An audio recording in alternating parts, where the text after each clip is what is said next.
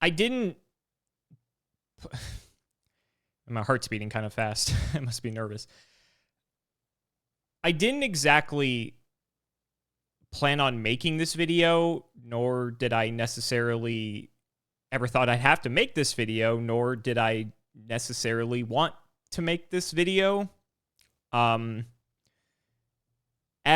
a lot of you know who've been around on the channel for, since the beginning, I like to sort of keep things business professional, let's say. You guys know me as the Yu-Gi-Oh guy because I started the channel wanting to share my love of Yu-Gi-Oh with you all, and that's what I deliver. I deliver the Yu-Gi-Oh content. It maybe like 0.1% of times we'll throw up a random video, like a cooking video or something just dumb, just one-off stuff. But for the most part, I'm a Yu-Gi-Oh creator, and I sort of like to keep it that way. But we've known each other for quite some time now, and with some recent developments, I feel obligated, I guess is the word, to sort of keep you guys in the loop so that you know what's been going on with me. Some of you might have noticed that recently I posted that how this past October was a pretty rough month for me, health-wise. And I guess the hits keep coming with that one. So I figured I would make this video as a way to sort of keep you guys in the loop so that you sort of know what's going on, because it does impact you all in a way as well. And this might be a long video, it might be a bit rambly, but there's a lot sort of swirling through my head, and I haven't really sort of come to a place of sort of figuring out what's going to happen. And it'll make sense once I get to it. So I guess there's a lot to go into with this, so I guess we should start from the beginning. I think we're going to probably break this up into like 3 parts. So I think we're going to do like the past, like what kind of led up to the present. We'll talk about the present, which is the most recent development, and then we'll talk about the future, because I think that's sort of where there's the most unknowns, and that's kind of why I wanted to make this video. Because there's a lot going on that I don't exactly know what the future is going to look like. And let's just get into it. Let's just get into it. So like I said, I made like I may have like made one post about it, and I may have briefly mentioned it on a stream once that October was a particularly rough month. And I guess I'll explain what happened. So for those of you who don't know, if you didn't see the video that I made a couple years back, I suffer from ulcerative colitis. Ulcerative colitis is an autoimmune disease. It's an irritable bowel disease. It is basically just like one of the worst diseases imaginable. I wouldn't wish it on my worst enemy. It just causes severe amounts of inflammation, discomfort, and just a lot of things that you could characteristically attribute to having a bowel disease at the end of the day, right? If you want to learn more about that, I did a whole video about it. I'll link it below in case you guys want to check that out. That probably will cover a lot of it and answer a lot of questions there. So ironically, this actually started at the end of September. And I say ironically because it started after the annual Crohn's and Colitis gala that they hold to raise money every year here in Nevada. The Nevada chapter is actually one of the best chapters in the country at doing this. I think we raised like a record-breaking amount of money, which was it was great. It was great. It was awesome to see that there's so much support for the community. And if anyone you know or anyone you might be familiar with, yourself even, is struggling from these types of diseases, Crohn's disease, ulcerative colitis, so on, there's a lot of support out there. So I'll have a link down to the Crohn's and Colitis Foundation's resources so you guys can learn more about it in case you're curious. But anyway, so the night of the gala, it was after we were coming home. Actually, yeah, we were already home, I believe. I noticed that I had this really sharp, piercing, acute pain, sort of in like my lower abdominal intestinal area. And anyone who's had, a battle with food poisoning or anything like that, or maybe you eat something and it doesn't agree with you that night, right? This is something that you feel, uncomfortable. It's not pleasant. And then a few hours go by, maybe, whatever it is passes, and then you're fine, right? You kind of just go back to the way things are. Dealing with ulcerative colitis, obviously having those symptoms, a bit exacerbated because, we suffer from these diseases. It's not something that is, unfamiliar to us. And so I thought that, maybe I had just eaten something that didn't agree with me, or, maybe it was just bad food or something, right? Just any of the typical things you might attribute to feeling that sort of discomfort intestinally. So I kind of just like wrote it off, and I just thought, oh, okay, it's not, great, but I'll just sleep it off. It'll be fine, whatever. So the following day, I learned that that was not what it was at all. The pain only worsened. And it was the best way I can describe the pain is if someone had like a dagger or a knife and was trying to literally pierce through your body from the inside. That's the only way I can describe like how painful this was. And it wasn't endless pain. It would kind of come in waves. So for about 30 to 60 seconds, there'd be this like piercing pain.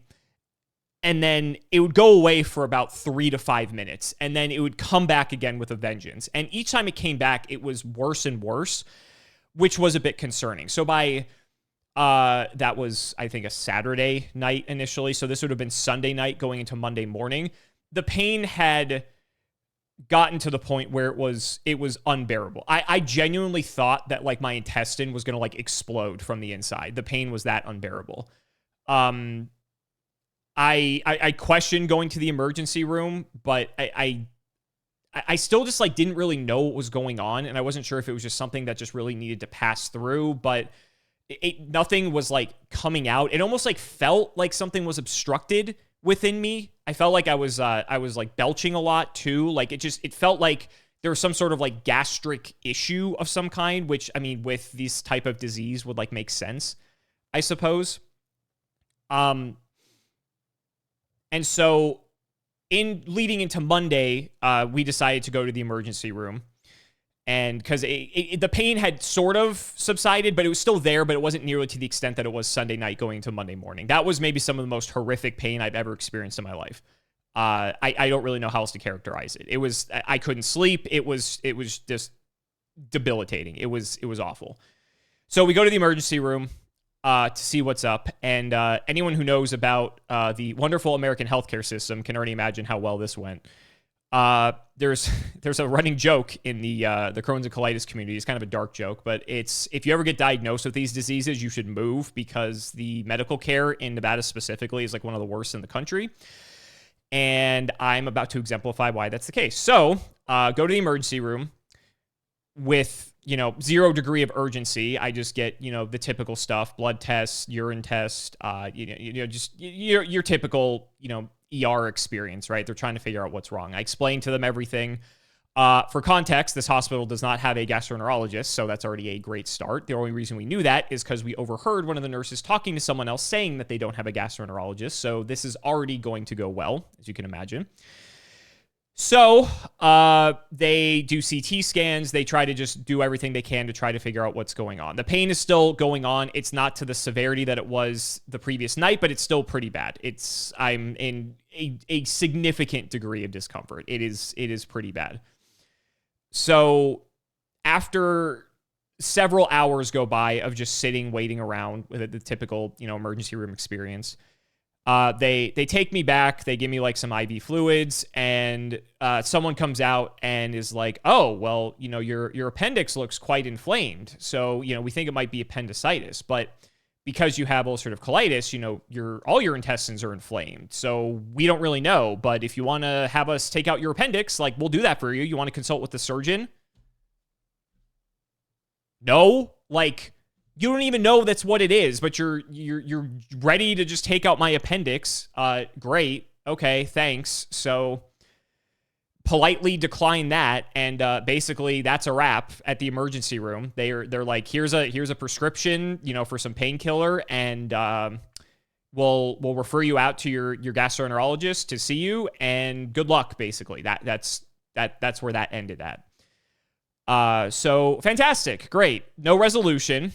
The only real resolution they came to was that there was nothing that appeared to be obstructing me from the CT scan that they were able to see. All my tests were normal by my standards of normal. There's a few things that are always kind of off, but for me, that's normal because it's just with the UC. And that's it. And then I just go home. So I told my wife, okay, it could be appendicitis, but no one seems to think that's actually what it is. But if it continues to be this bad, maybe I'll just come back and get my appendix taken out. Cool, whatever. So we go home. We're waiting at this point now to, I guess, just get into my gastroenterologist. I have a local one, and then I have one that is out of state because I get much better care out of state, which is why I choose to do that. So over the next couple days while I'm waiting, the pain slowly subsides. It appears that whatever was going on has not fully, gone away, but for the most part, it's gone. And I slowly start to return to my, normal way of life, my normal in quotes, right? So everything sort of goes back to normal. During this time, I go to see my local gastroenterologist, and, they're sadly supposed to be the best that Vegas has to offer. And this is how this goes. Go to see him, and I explain to him everything that's going on. He asks, about my current updated medications, because since I typically go out of state, I only really use this gastroenterologist if I absolutely have to, if it's like emergency situation type stuff. There's a few other reasons, but for the most part, he's kind of just more like a proxy, if you will. So I kind of update him on things. I tell him about the current treatment that I'm on. He looks at me dumbfounded, like he's never heard of this treatment before in his life, and has to literally leave the room to get his phone to Google the treatment to actually, for the first time, learn what it is that I'm taking. And this is not like a brand new drug or anything. This has been a treatment that's been approved for treating this for years now, and this is the first time he's hearing of it. Great. I explained to him all the pain and everything like that, and in typical stereotypical older doctor form, he basically disregards and ignores everything that I say, and he just tells me to switch drugs and just says that there's another treatment and all of his patients are loving it, and that's what I need to do. That's fine. I kind of need to figure out what exactly is going on now. So that was a complete waste of time, and that's the best Vegas has to offer. Great. So not long after this GI consultation, the pain recurs. It comes back. And this time, I thought it was bad the first time. Holy shit, it was probably 10 times worse the second time. In terms of just raw pain, but also how frequently it was coming in waves. Remember before I said it was coming every, 3 to 5-ish minutes. This time it's coming every maybe 1 to 2. The pain is way worse. It's not just localized in sort of the appendix area. This time it's more central. This time it's a bit higher. It's in multiple places this time. It's not like it's just only in one specific spot. It's kind of just almost like the entire general intestinal area as is. So I'm doing my best to try to weather the storm to get to my consultation with my out-of-state gastroenterologist, because there's really nothing else I can do in the meantime besides go back to the ER so they can take out my fucking appendix, right? Great. So I finally have my video consultation with my out-of-state gastroenterologist, and he sees me and I look like absolute shit. Typically, when I see him, I'm kind of like how when you guys see me in videos, I'm pretty positive, everything's great. But I remember the look he had. It was the look of, you just look absolutely trashed. And it's because I hadn't been able to sleep for a couple days. I hadn't really been able to eat because I had zero appetite, because the pain had completely nullified any desire to consume anything, because in my mind, if I'm consuming things, if it's going to the intestinal area, it's only going to make things worse. So I'm trying to eat like the bare minimum, or maybe drink, something, that has like some degree of calories to get some sustenance. But it was bad. It was bad. So I finally have the consultation with him, and I tell him about everything I've basically just told all you. And he also felt that he highly doubts it was appendicitis. Shocker, I know. Couldn't completely rule it out without, seeing some other things. But for the most part, in terms of his like priority list, it was pretty low down there. So he prescribed some steroids, which is pretty common for when there's really bad GI symptoms, prednisone, things like that. Prescribed those. Historically, those haven't worked too well for me in the past because my colitis has been really bad before, but it's kind of quelled down a bit since I was younger. So prescribes the steroids. And prescribe some other antibiotics in case there's any other potential complications. We ruled out a lot of things from both just getting labs done and from what the ER was able to do. So that was at least a plus of going to the ER, that we got some data to rule some things out. A lot of like major things from my understanding. So does all that and basically just says, you need to come down. We have to give you a colonoscopy. We have to see what's going on. And I'm no stranger to colonoscopies. I've, typically you don't get them till you're like in your 40s, 50s. But if you have any of these diseases, you get them quite frequently. I think this was probably like my 5th, 6th, 7th one. I've lost count at this point. So it's not great, but I typically get them yearly at this point, just because of the degree of severity of my condition. Just because they need to make sure that it's more preventative than anything. They need to make sure that, there's no polyps, or, just if there are, just take them out, just do some biopsies, just make sure everything's like okay, that nothing like has gotten really out of hand. So that's sort of getting caught up from the past. That's like the past segment of this video. And so this takes us to the present, and what kind of happened post colonoscopy and everything like that. And this is some of the info that I just received relatively recently. So I go get my colonoscopy, and they quickly figured out what the problem was and why I've been experiencing these symptoms. So when they do a colonoscopy, they typically just, they go through the back, and they go all the way through your descending colon, transverse colon, ascending colon, all the way up to where like the small and large intestine meet. That's typically where they finish. Super easy procedure. The prep is like the worst part of it, because you can't eat for a few days, which I already wasn't anyway, so it's not like that mattered. You have to just take a bunch of medication to like kind of clean yourself out, so they can go in there and just see what's going on. But so they go in. And as they are going up the descending colon, about 40 centimeters in, they notice that my large intestine was actually starting to constrict. It was starting to narrow. And then they go deeper. They go around the corner from the descending colon into the transverse colon. And about halfway through the transverse colon, they find out that it's extremely narrow. It is extremely narrow. So what's been happening is not necessarily that I've been like eating too much and I'm obstructed because there's too much in there to like go through me. It's more so the fact that my intestines are narrowing and constricting so much that it's becoming less and less feasible for stuff to get through my system. And this isn't something that is particularly uncommon for people who have these conditions.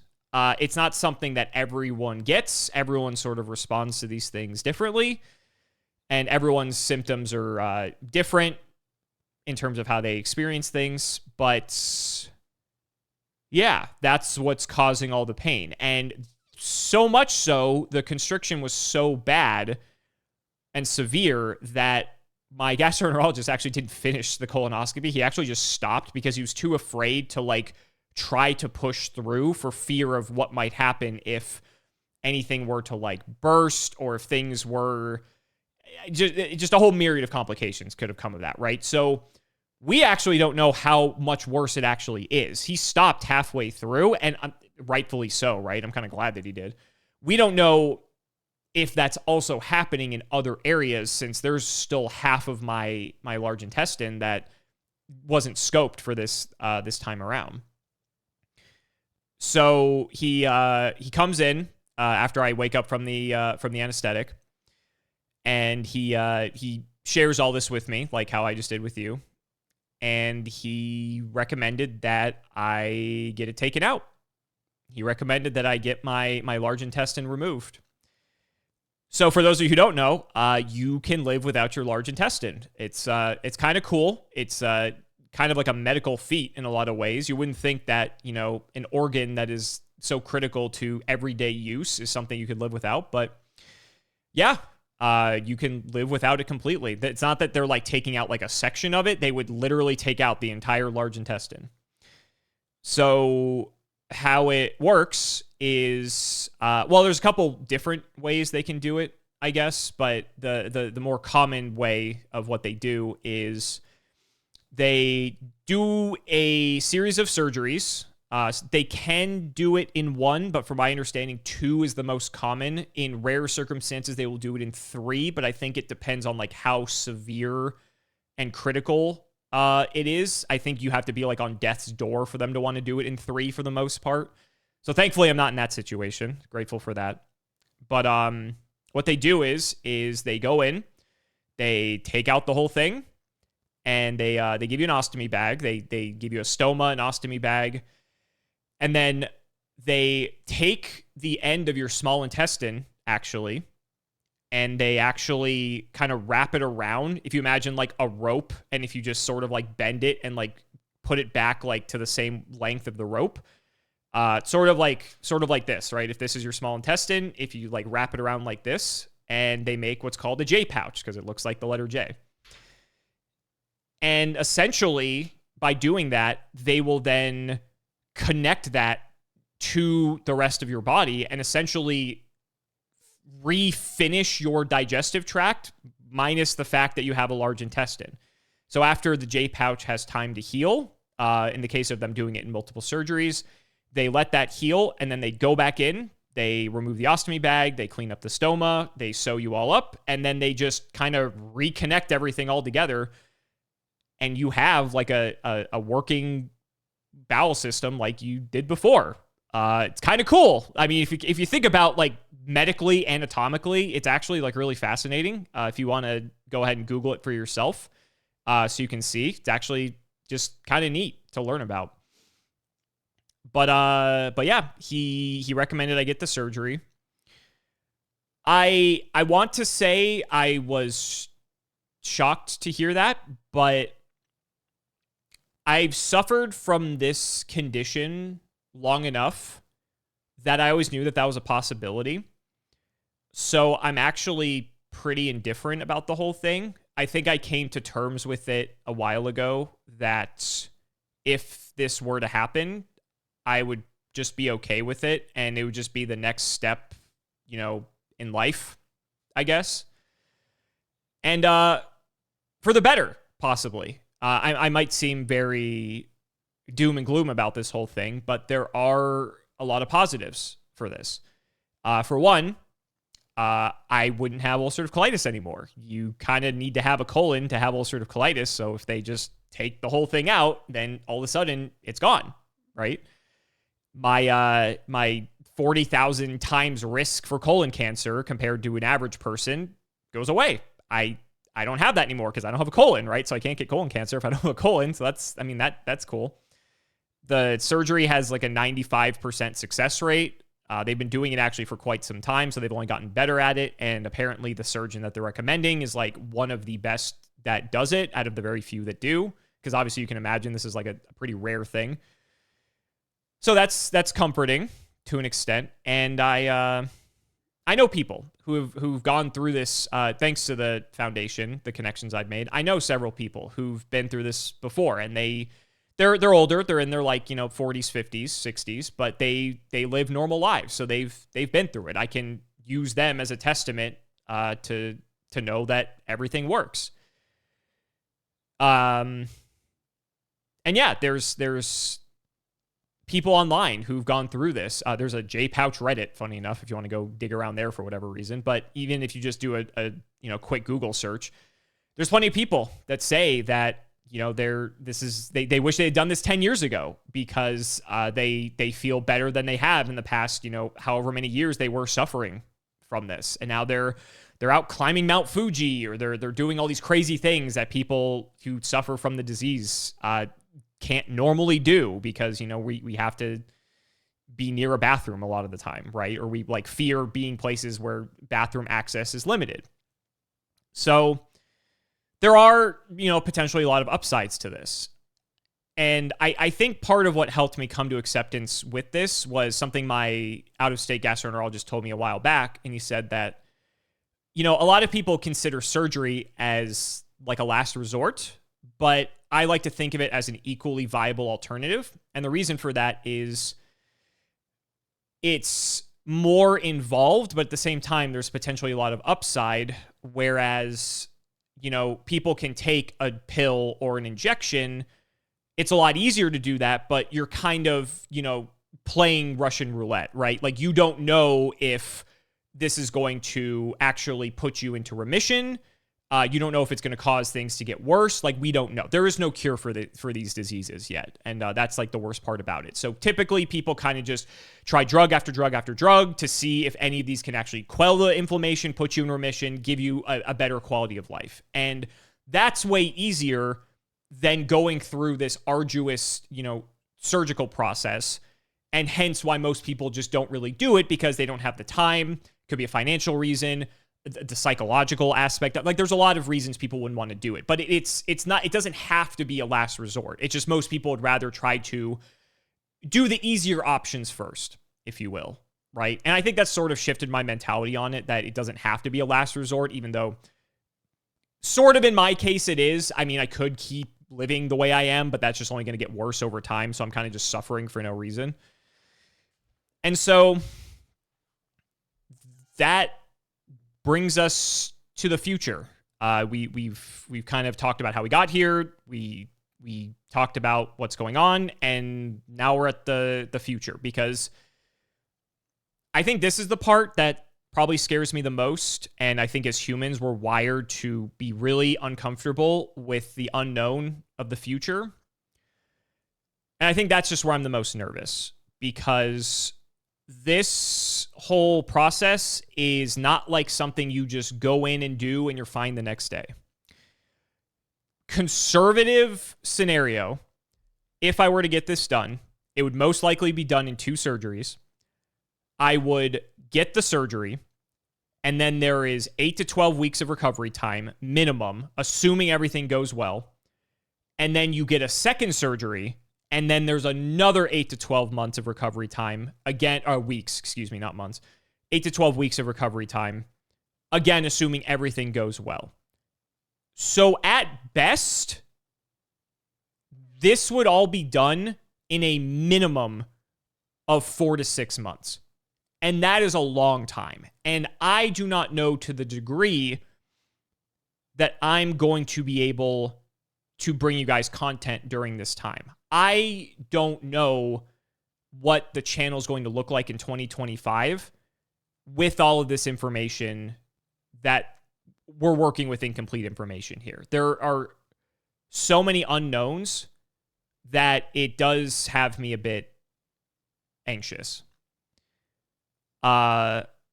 It's a long time. I don't know if I'm going to be incapacitated and a vegetable for like most of this time. I don't know if I get the surgery. Maybe I'm knocked out for like a week. And then maybe for the majority of the recovery time, I just have to take it easy, right? But a lot of what I do is just sitting behind a desk making a fool of myself, right? So it's, maybe I'm not going on a trip or anything like that, or I can't leave the house, but I can still make content as long as I'm, recovering, right? But I just don't know to the extent how debilitating the recovery is actually going to be, the adjustment to everything in terms of my overall quality of life. So when you factor all that in, I don't know what this is going to look like when it comes to content creation in 2025. And I already know a lot of you guys are hearing this and you're like, oh my God, Simo, like, don't worry about content, like focus on your health. I get it. I appreciate it. And I'm not doing this to garner sympathy or anything like that. I'm doing this because I feel like it's important that you guys know that if I go dark for like 5 months, that you know what's going on, right? And not to mention, this is also my livelihood. I mean, this is, how, I pay the bills and everything like that too. So it's also a concern, right? There's just a lot to it. And also, it's part of your guys' lives as well. I mean, you guys have supported me all these years and I love making content for all of you. So it's something that I have to think about. And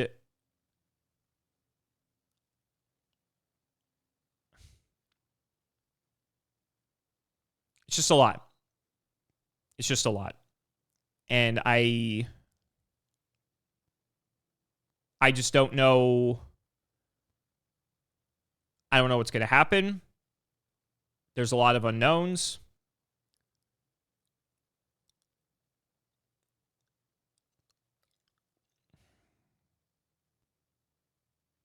It's just a lot. It's just a overwhelming amount of change occurring in a very short amount of time. It's kind of one of those things where, I know what's going on. I've got some time to get like affairs in order, but there's just still a lot that is unknown. And I think that's just what concerns me the most. My sick content brain, because I've been doing this for so long. My sick content brain is like, well, you could just make content of this, and I hate that. That's what my mind like immediately defaulted to. But this is something that I put myself out there a few years ago to share with everyone what I've been going through, because these diseases are just stigmatized and they're taboo to an extent because of the nature of what you're dealing with, right? Like no one wants to talk about this shit.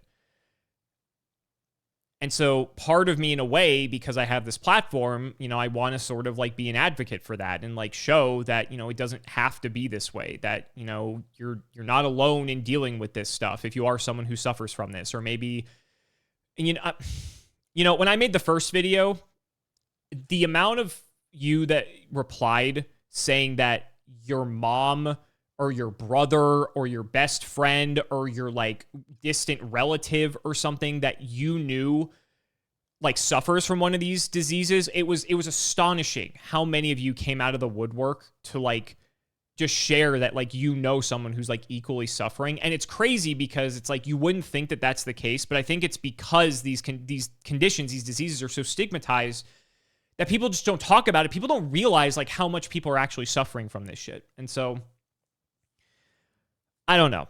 I don't know if I'm going to be able to produce the same amount of content that I can normally do. I don't know if I'm going to have to scale it back. I don't know if these next coming months I'm going to just have to make way more content like ahead of time. So that way, like when all this does come up, you guys still have plenty to digest. Maybe we pivot it all together. Maybe if you guys are interested in seeing this journey and like learning about it, maybe we just make a whole separate channel, and that's like kind of like where all that stuff goes. And that's where we can keep you guys updated with that stuff.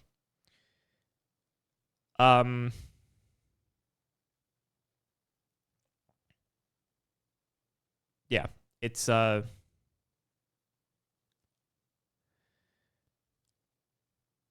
just a lot. It's just a lot. I'm not afraid of, the worst or anything like that. I'm not like expecting the worst to happen or anything like that. But when you're undergoing a major procedure, especially multiple, the thought does cross your mind for a moment. Fleeting thought, if anything. But it's just a lot. It's just a lot. And I'm just doing my best to process it all and try to figure out what the plan is. There's a lot to juggle. The channel, my wife, my friends, my life. There's just a lot going on. And I wanted to make sure that you all knew what was going on. Because like I said, this affects your lives too. And it's incredible when I only made that one tweet, and I may mention it offhand on stream once, the amount of you that reached out to me privately, that were just wishing me well wishes, just saying like, hey, like, hope you're okay. It reminded me of when I first made the other video, kind of just talking about the more like, morbid details about dealing with UC. The first event that I traveled to after that, the amount of people that came up to me that were just checking in just to see if I was like okay, and like to ask about like the bathroom situation, or some of you guys were like, oh, I found the secret bathroom, it's like over here or something like that. I already knew that, but I appreciate it anyway. It was nice.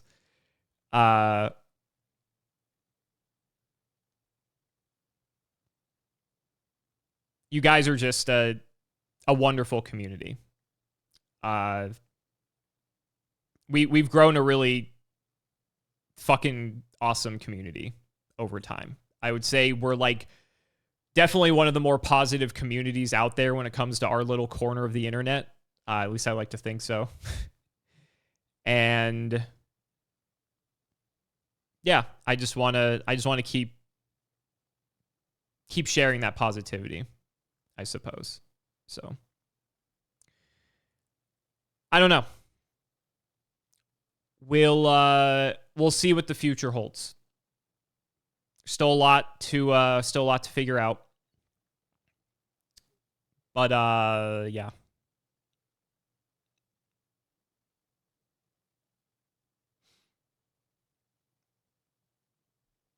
It's going to be okay.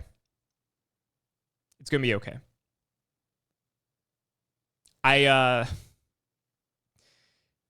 think when this is all said and done, let's say this time next year, at the time if you're watching this when I first post it, I want to come back to this video so I can almost just like laugh at it. I think it'd be funny that like let's assume the best, right? Let's assume everything goes perfectly well, if not better. Maybe my recovery time is even better. I've already started like really trying to do everything I can to prepare myself, both physically and mentally for it. But let's say that everything, we passed with flying colors, as they say. And we can come back to this video and almost just laugh and be like, damn, I was worrying for nothing, right? I think that'd be fun. And who knows, like maybe this is a new beginning in a lot of ways, right? Maybe aside from the drastically improved quality of life that this could offer me, not specifically, for YouTube or content creation, but it could, right? I mean, maybe we do a bunch of stupid shit like while I'm in recovery. Like maybe we're doing just like more streams of dumb stuff, or maybe maybe we're throwing like J pouch party, right? For my first surgery going well, and we're just like having a good time with it, and we sort of like just beam all the positive energy into it that we can and try to make the best out of a shitty situation. That could be a lot of fun. And I'm forever grateful that I have a community that's as positive and fun and accepting as all of you.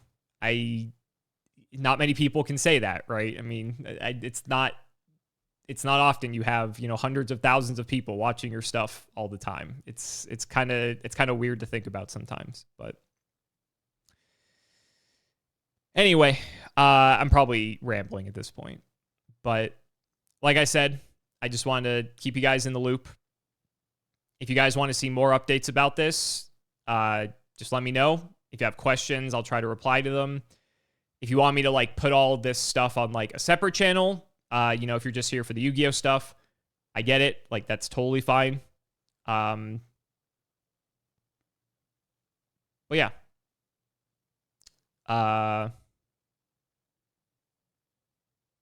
It's going to be okay. It's going to be okay. I think 2025 is going to be an interesting year for sure. I think it's going to be full of a lot of surprises that we may have not have expected. And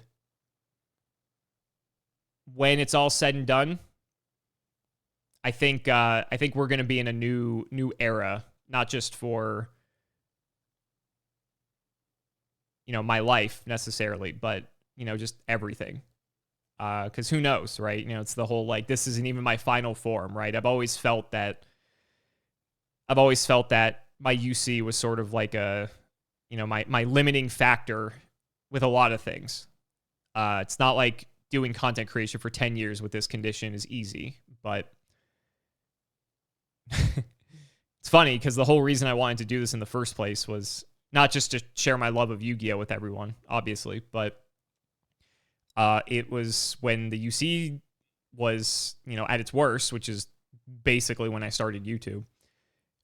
It was so that I could have a job that I was 2 feet from a bathroom at all times, and I don't have like a boss lording over me telling me when I can't use that bathroom. And we did it. I mean, my bathroom's right on the other side of this wall here, and at any time I can stop and use it if I have to. So it's gonna be okay. It's gonna be okay. Anyway, I feel like I'm rambling. Just thank you guys for all the love and support over the years. It means a lot more than you probably know. And it's gonna be okay. It's gonna be okay. Thanks, guys.